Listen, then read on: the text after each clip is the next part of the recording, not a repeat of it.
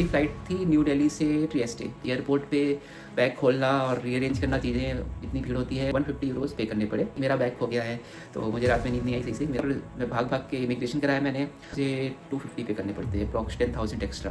तो अगर ज़्यादा प्रॉब्लम होती तो मेरी फ़्लाइट भी मिस हो सकती थी।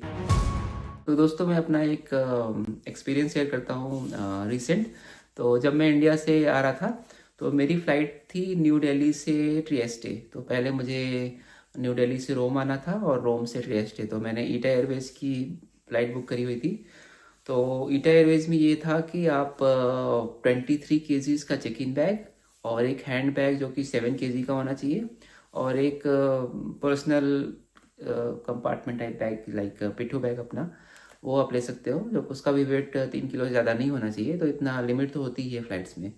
तो मैंने बुक किया और मुझे थोड़ा लगेज ज़्यादा लेके आना था। तो फिर मैंने एक चेक इन बैग ऐड कराया। तो उसके लिए मुझे 150 यूरोज़ पे करने पड़े। तो मैंने पे किया और एक चेक इन बैग बढ़वा लिया। तो क्या हुआ कि चेक इन बैग मेरे दो, तो 23 के चेक इन बैग हो गए और एक हैंड बैग जो कि 7 to 8 kgs का होना चाहिए। तो यूजुअली क्या होता है कि ये चेक इन बैग को प्रॉपर वेट करते हैं, बट मैंने कई बार चेक देखा कि जो हैंड बैग होता है उसको उतना ध्यान नहीं देते हैं लोग, नहीं वेट करते। तो इस बार मैंने थोड़ी लापरवाही करी। हैंड बैग में मैंने 10 kgs रख लिए, जो कि 7 to 8 अलाउड होता है, क्योंकि मुझे लगा कि हैंड बैग तो वैसे ही वो चेक करते नहीं है। तो एक्चुअली मैंने ध्यान दिया नहीं।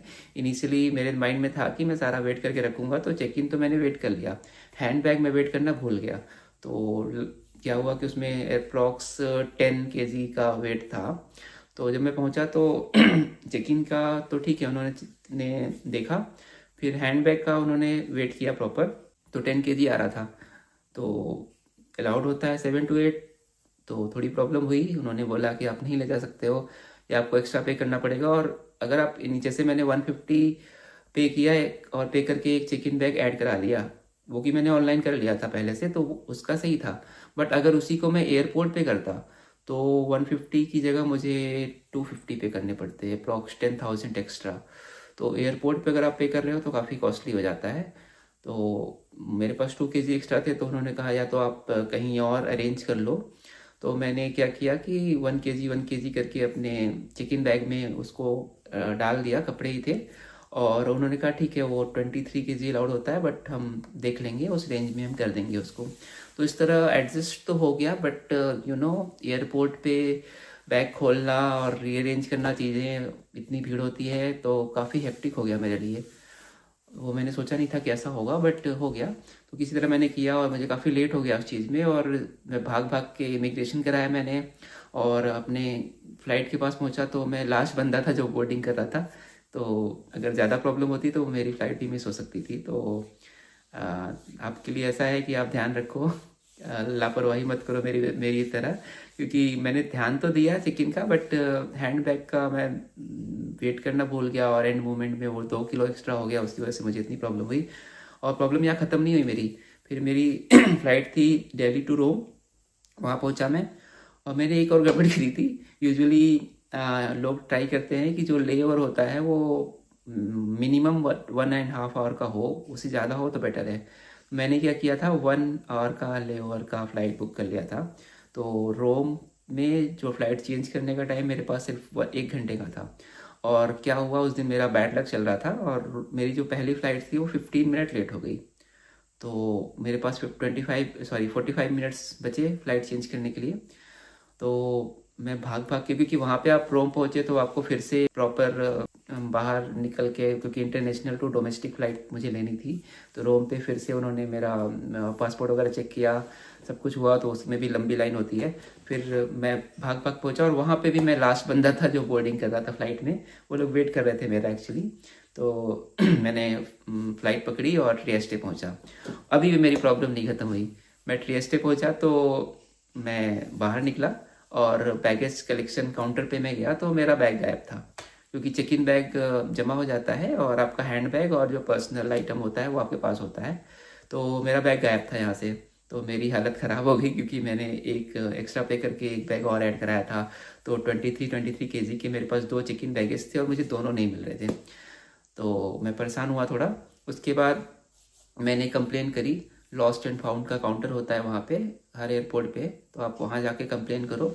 तो उन्होंने मुझसे एक फॉर्म फिलअप कराया कि कुछ कैसा था बैग, किस कंपनी का था, किस कलर का था, आप कहाँ से ट्रेवल कर रहे हो, सारी डिटेल्स एंड ऑल जो भी चीज़ें होती हैं उन्होंने फिल करवाया मुझसे और डिटेल्स ली। और मेरा एड्रेस लिया यहाँ का, इटली का, जहाँ पे मेरा अपार्टमेंट है।